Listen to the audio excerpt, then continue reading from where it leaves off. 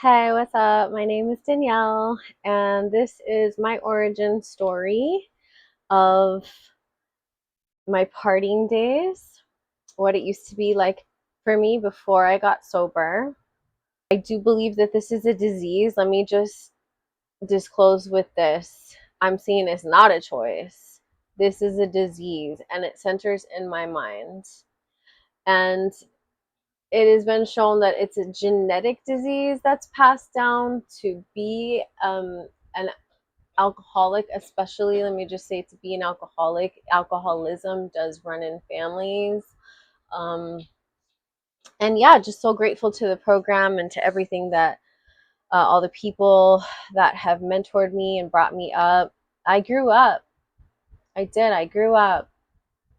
But getting sober and staying sober has been a journey. So I'm going to be talking about that. And if I haven't lost you yet, just wait, let's get into it, okay? So, wow, I was taken from my bloodline, from my family of origin, because I was born into a system. Um, some of us feel like borders crossed us. We didn't cross borders, but borders crossed us. I do really believe that North America, Native American, whatever, it was all just one, right? Until it, got colonized. Mexico probably went beyond just California, but I am of Mexican origin, Mexican drug cartel. The state of California took me, and I went into the foster care system. Yes, I was a foster kid. I grew up around foster kids. In fact, my mom was a foster parent, and she fostered maybe like 30 children in our home. And I mean, grew up in organized religion, Christian, non-denominational. No, in fact, my adoptive dad, his whole side of the family was a part of the church.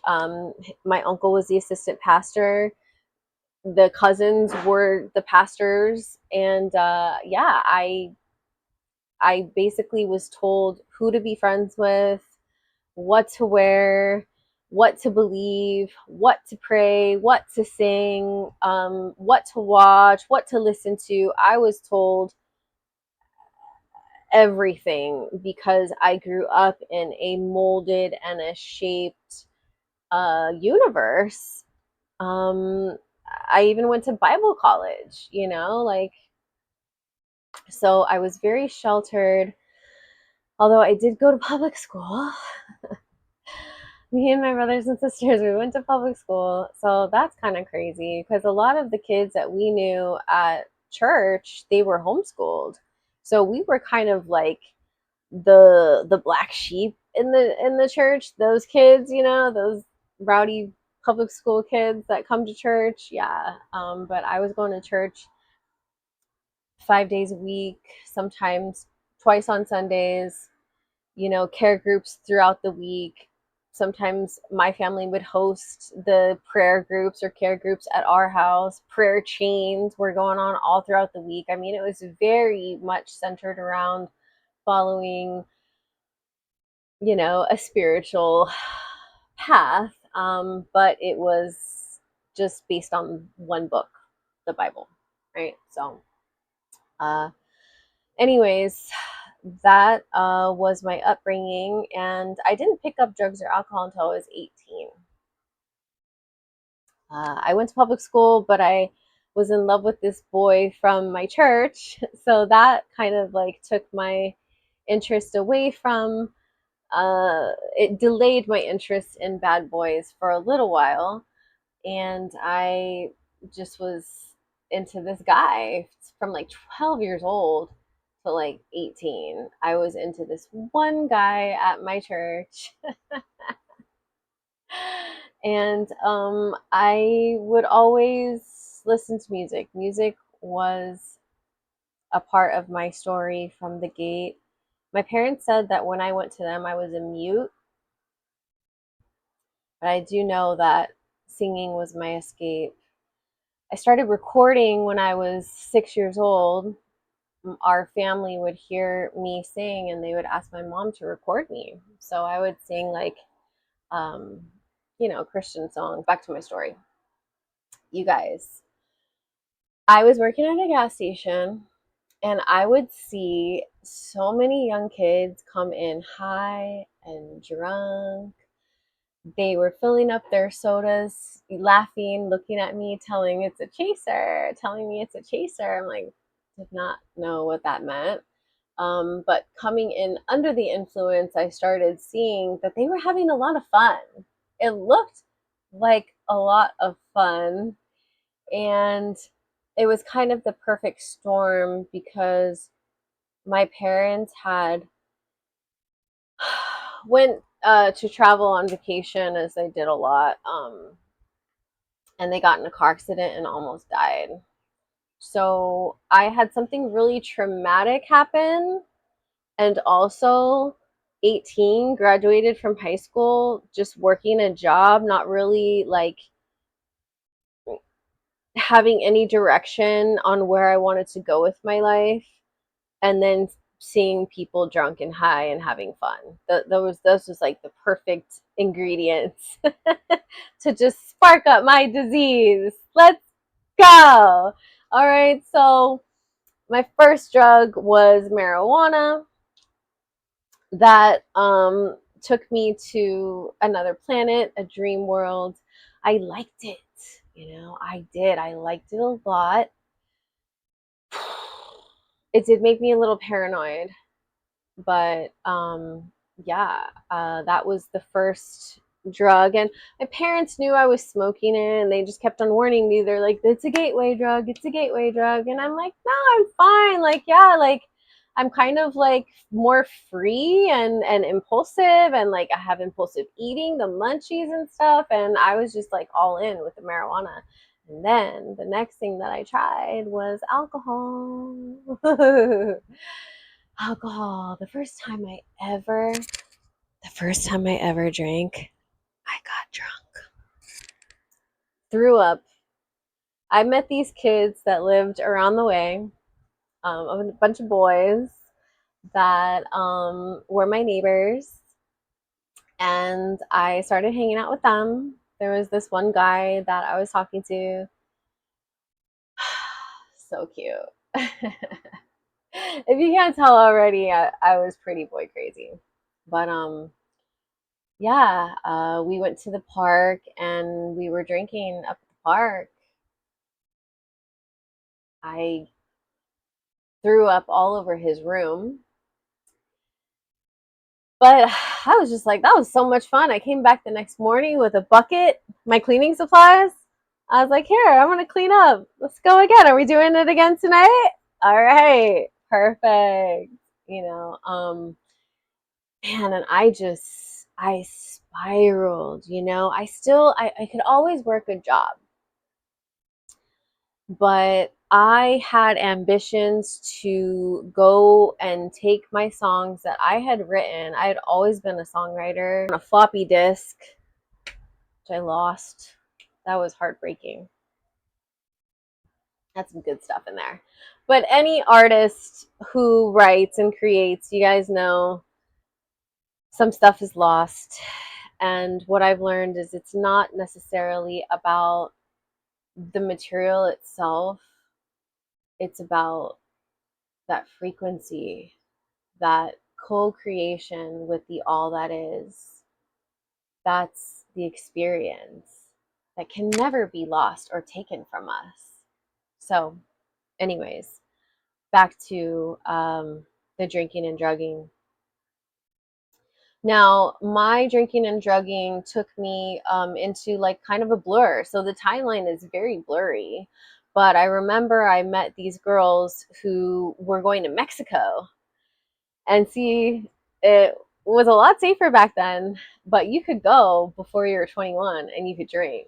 So I was going to Mexico and I was taking the shots with the guys and the whistles, partying, just being outrageous, popping pills. you know, Mexico back then was the Ibiza for young kids in California growing up.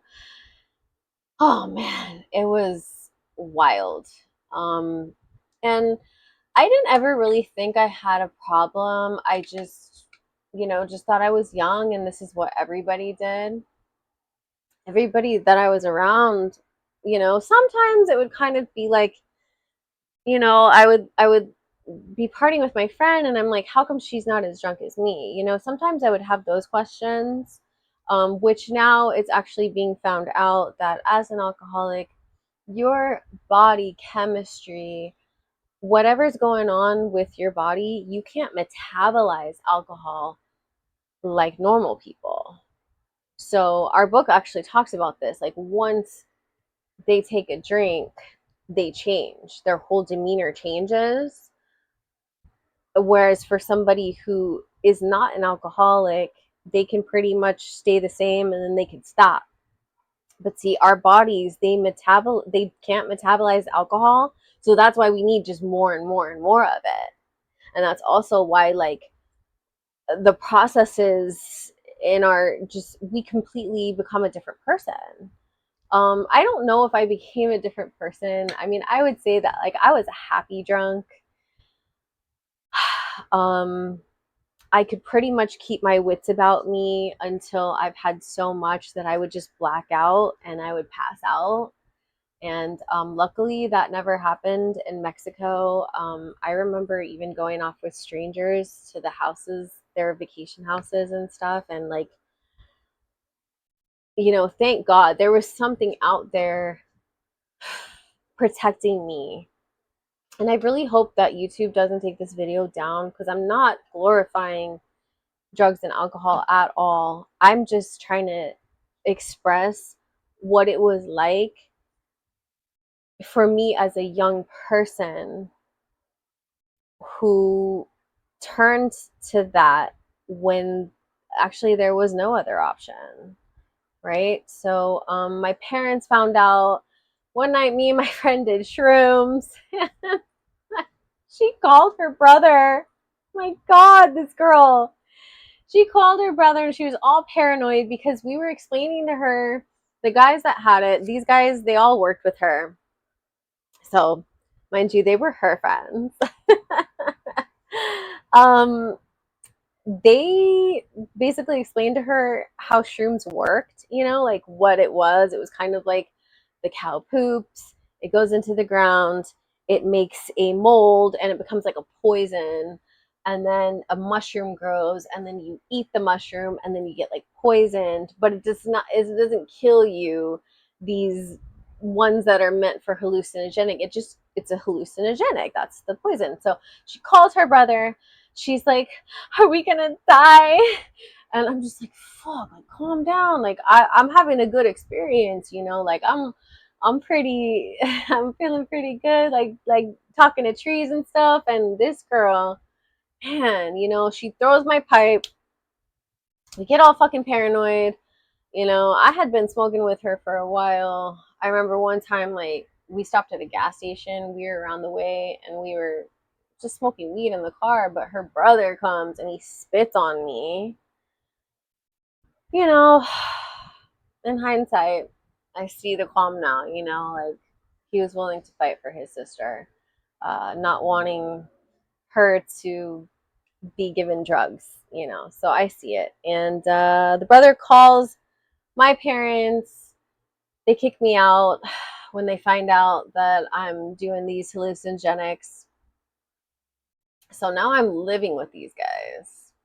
And this is a very like repetitive cycle in my using that like I get clean, I go back and I live with my parents and then I use again. This same pattern will be discussed in more of my videos, that it's like get clean, go live with parents, start using again, get kicked out. And then the spiral just keeps going down and down, worse and worse and worse. So I'm using with these guys. I'm doing shrooms on the weekend. I'm smoking marijuana every day. My alcoholism, it's definitely there. I believe that I was doing drugs to maintain my alcoholism, but that really wasn't manifesting quite yet. Then I got clean. I went to beauty school and I started smoking marijuana with some pretty friends. They were smoking it. So, I mean, it's not doing it, it's working out for them, you know? Dropping ecstasy on the weekends. When I started dating my first boyfriend, we were together for 5 years. We ended up living together. It was all about beers and football on the weekends. God, I hate beers and football. I'm sorry. I just, damn, I really can't relate. I just can't relate to beers and football. First of all, beer makes you super bloated. You have to pee all the time. You can't even enjoy your buzz because you're bloated and peeing all the time. And then, football, like, really, like, I'm into wrestling. I love fucking wrestling. I grew up on that shit, but I just never, it's cool. I pretty much know what's going on, but I can't sit there for a whole game. And yeah, no, not, I gotta be loaded. So, yeah, when I was with this boy, things were getting pretty heavy. His cousins, every single weekend were partying with cocaine, just up in the room drinking. After you get drunk enough, there comes out the party favors. You're doing lines so you can wake up. It was bad. Then the domestic violence started happening. I would go to work with a shiner, and my coworkers would ask me what's up, and I would lie, and they knew I was lying. Just insanity, like nobody's to blame. Everybody was just doing the best that they could with what they had, what they have to deal with. My first boyfriend, he came from a broken family. He never had a dad. Alcohol was definitely always around, you know. The tequila at the bottom of the worm at the bottom of the tequila bottle. You're pooping and throwing up at the same time out of every orifice. And it's just like, it's not funny. It's not funny. It's not cute. It's poison that slowly kills you. My friend who took the shrimp cheese, right? It was poison. But I felt so good, I didn't care. Didn't fucking care. This was what I was waiting for my entire life. Was to feel free. Was to feel at home with whoever I was, wherever I was. Because I had a substance in my body, blocking my consciousness, anesthetizing my fears. I was fearless in my using. Fearless. And that's the name of the game. I left that relationship that was really violent, and I'm not gonna lie, I egged him on. I was toxic. The drugs and the alcohol, the disease, it's toxic. Whoever the host is, it's gonna become toxic. It's just the reality of it. So, fast forward, broke up with my boyfriend, moved into my friend who brothers called my parents on me. I moved in with her, but she's a normie. She's not like one of us. She's a normie. Um, but then I met uh, I met this guy who was willing to rent a room for me, met these girls at a job. And this group of girls, man, I tell you, it was so fun. We Now we're 21. So now, like, and their friends know people that work at the clubs. Their family members work at the bars and the clubs. I think one of our friends, her family owned a bar downtown. So we're just like, we're every birthday, we're partying with each other, you know. And looking back, these girls were normies as well. I honestly, like, most of my life I was surrounded by normies. So this disease is determined by your environment. It's just there. When the party was over, these girls would go home, wash their makeup off, call for some pizza, and pass out, you know? And I maybe did that one or two times with them, but most of the time when the party was over for them, I was chasing, I was ordering a guy or a bag. I was ordering a bag and a guy. And sometimes I would have like three guys that I'm talking to, and I'd all invite them to the bar at the same time because I'm drunk with my friends. And most of the time, only one of them would show up, or none of them. But sometimes there's like multiple, and my friends are like, "Oh, okay." Maybe one or two of them were like me, and that's the one that I would go to the bathroom with and do the drugs with, snort Adderall, Coke, whatever. We would do all that together. Then I move downtown.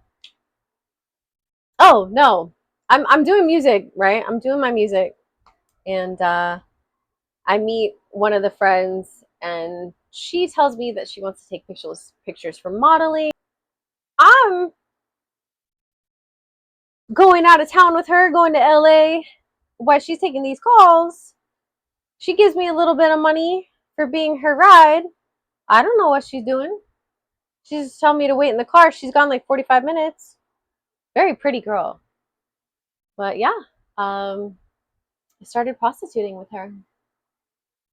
This is circa, I'm not gonna age myself, but this is around the time that like Nicki Minaj and like Drake and Lil Wayne, you know, Young Money and stuff, and you know, the music was highly influential on the lifestyle. So everybody wanted to be a pimp. And I started fucking with these guys on the music tip. You know, they're like, "Ooh, you're like our Nicki Minaj to our Lil Wayne, Drake." You know, like got this singer and rapper. So I'm doing the damn thing, and I, you know, hook up with this pimp, and he helps me get a house downtown, which I've always wanted to live downtown. And when I'm not doing that or stripping, I was a stripper. Um, I would go out and I'd party around town, and I met some pretty girls that dealt cocaine, that didn't. Big huge bottles in their bags, you know, and getting in with the bouncers and the people that worked at the club. So sleeping with them, you know, so that I could keep my partying lifestyle up. Man, I wrote a song about it called I Just Want to Be Free. I sobered up from last night, out giving another go. We're tearing up the town, jumping from con. Oh, I mean, I just want to be free. That's the motto of my life. I just want to be free. And you know, I mean, I would walk around my apartment, and I felt like a dead woman walking. Like my soul was gone. Consciousness blasted the night before, soul fucking gone in the morning. Get a call, "Oh, hey, what are we doing tonight? Get your motivation. Yo, we're gonna party again." I ain't got no motivation. Like, let me throw on some makeup and a wig. because I so don't even know who I am anymore. I'm just gonna make up some persona so I can keep this up.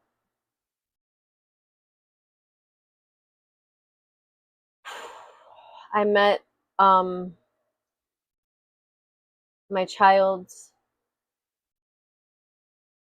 father.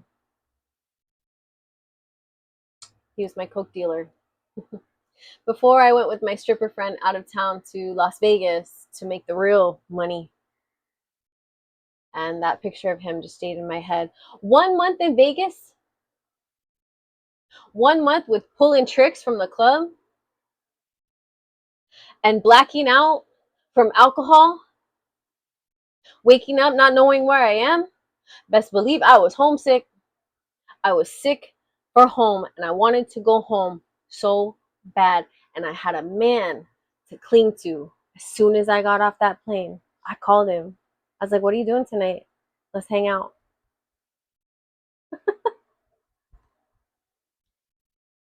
He had all the party favors. He had all the ends at the clubs too. I was his little, I was his, I was that bad. Buy me a new dress at BB. We're gonna go to the adult store to buy the shoes. We're not gonna buy stripper shoes, but they have other kind of shoes that are very original that you can't find anywhere. Like, yeah, my daughter's dad. Um, he he liked me a lot, and I tried drugs with him that I never heard of. Now, by this time, when my drinking and drugging was really, really going on hard, and I was stripping and stuff, where I had to have the right chemicals in my body to make that money that I saw other girls making. Granted, in my head, I'm thinking these girls are pretty sober because they're acting like it. There's a bar right next door to the club that I could go, and these guys are buying me drinks, mind erasers. And then I got now, like this really, really bad alcoholism. My alcoholism, I was doing 99 bananas at 10 a.m. before the day shift at the club. So by the time 4 o'clock runs around, I'm throwing up my guts in front of a random stripper's locker. And she can't get to her locker. So she's sitting there taking care of me, making sure that I don't suffocate on my own vomit.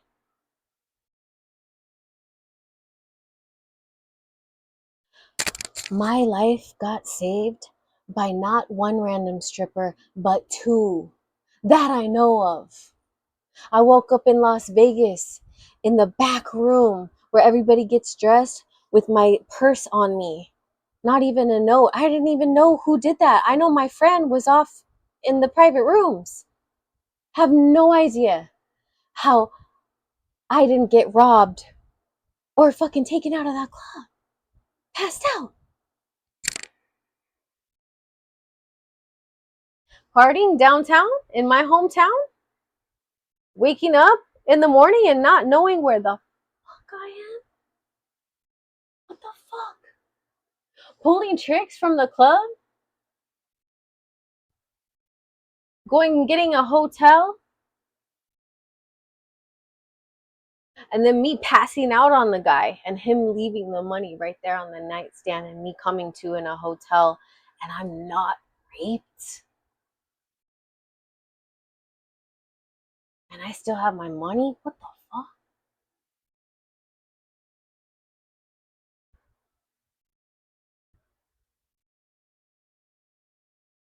I hope this video don't get taken down. Because my goal here is to be 1,000%, 100% real. I don't know how else to be.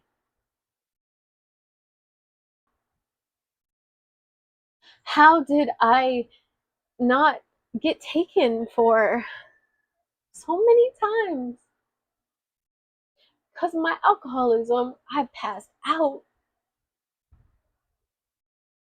I was arrested for trespassing when me and my friend were actually at the hotel trapping. And those girls in the jail cell, they knew. They're like, oh, what were you arrested for? Two, the pretty girls. Oh, trespassing. And everybody's like, mm-hmm. This is LA, honey. we, who you fooling? So yeah. Um, damn. There was something out there looking out for me, you guys. There's no other explanation for it.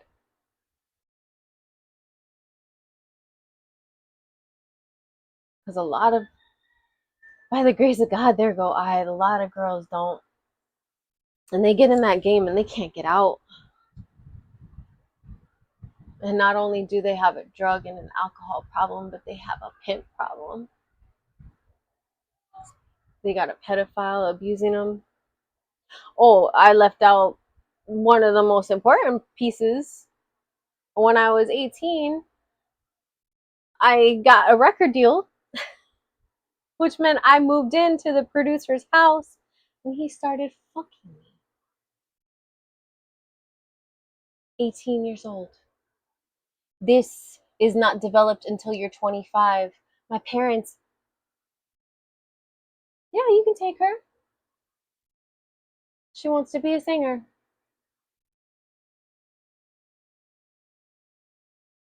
You guys, I can't make this up.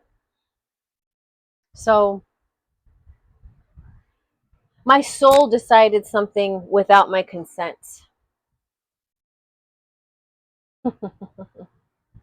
My soul, my higher self, decided the only way out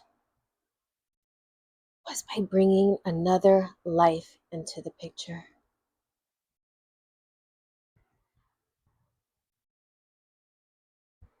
I married the man, father of my kid, and I tried to get pregnant. But I was not ready to stop drinking and drugging.